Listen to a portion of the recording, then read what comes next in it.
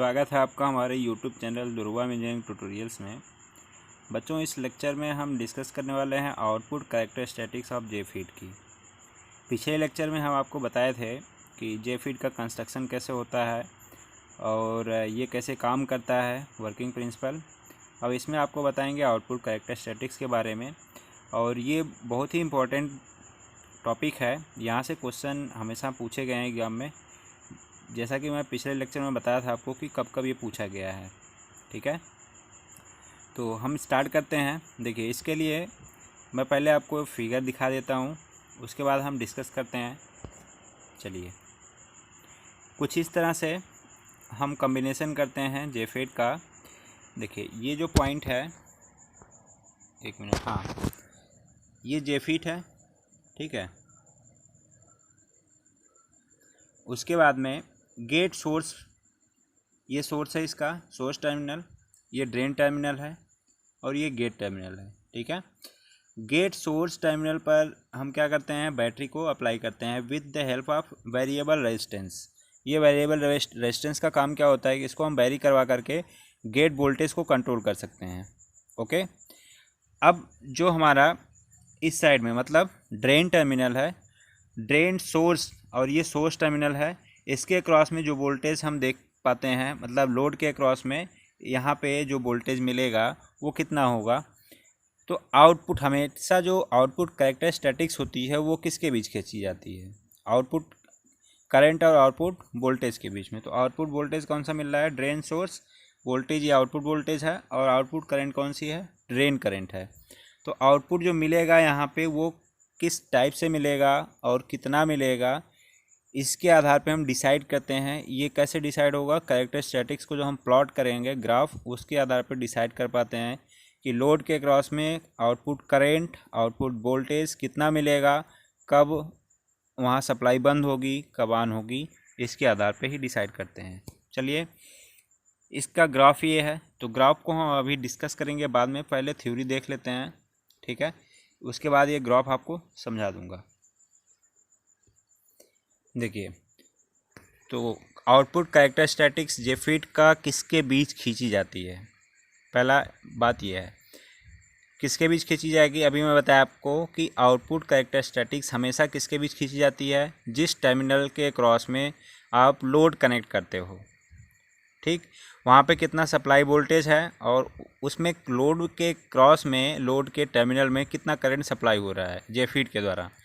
तो इससे हमें पता चलता है कि क्या ये जेफीड किस तरह वर्क कर रहा है, कब मैक्सिमम करंट हो रही है, कब कांस्टेंट हो रही है। तो हम क्या बताएंगे, the curve between drain current and drain source voltage JFET at the constant gate source voltage, VGS जो लिखा है, गेट सोर्स वोल्टेज को बोलेंगे, is known as a output characteristics of JFET. Hindi वाले बच्चों के लिए एक्सप्लेन कर देता हूँ मैं कि जो कर्व है आउटपुट कैरेक्टरिस्टिक्स है, यह एक ऐसा कर्व होता है जो ड्रेन करंट और ड्रेन सोर्स वोल्टेज के बीच में खींचा जाता है कांस्टेंट गेट सोर्स वोल्टेज पर।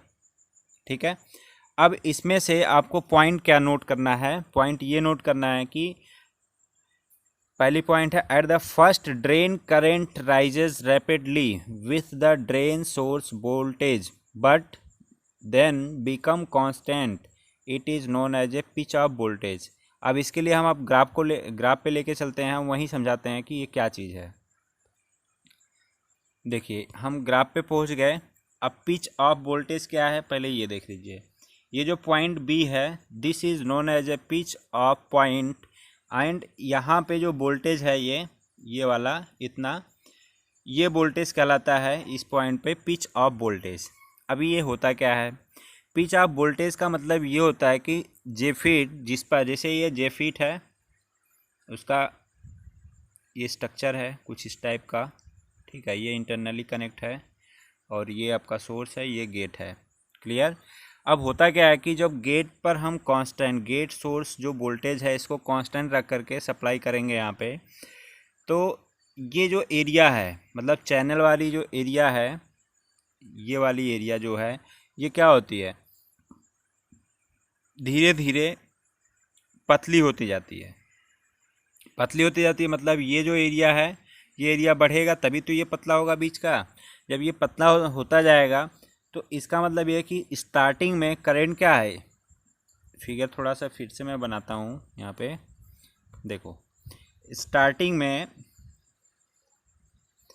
ये जो एरिया है चैनल ये वाला ये ज़्यादा है, करंट को फ्लो होने के लिए ज़्यादा एरिया मिल रहा है, तो यहाँ से करंट की वैल्यू है वो क्या है, फास्ट ज़्यादा फ्लो होगी। तो this is the origin point of current.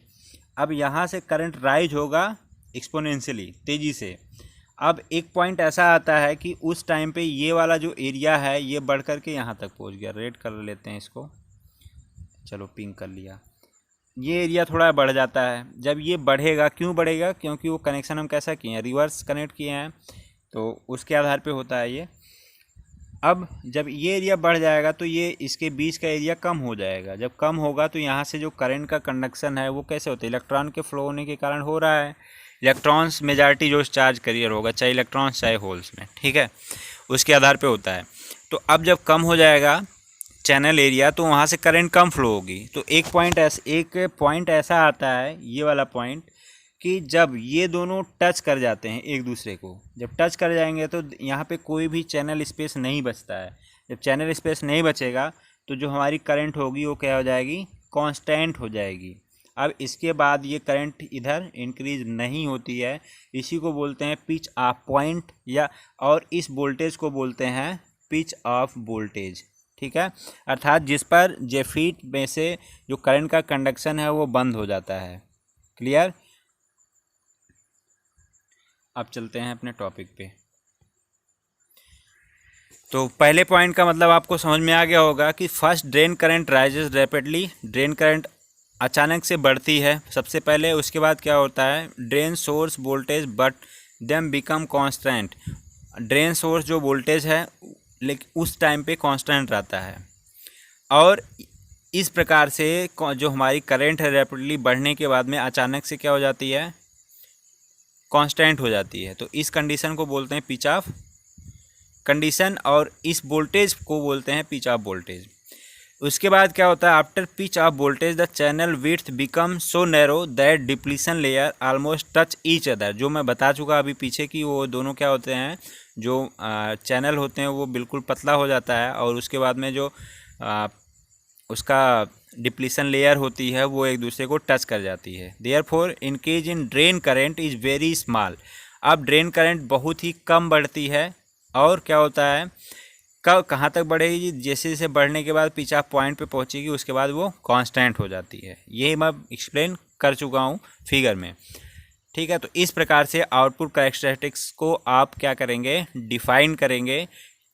Exam में ये बहुत ही इंपॉर्टेंट टॉपिक है, यहाँ से क्वेश्चन डेफिनेटली पूछे जाते हैं। ओके, तो ये रहा आपका आउटपुट कैरेक्टरिस्टिक्स का टॉपिक। और आपको अच्छा लगा होगा तो लाइक कीजिएगा, अगर नहीं अच्छा लगा तो डिसलाइक ज़रूर कीजिएगा। Thanks for watching this video.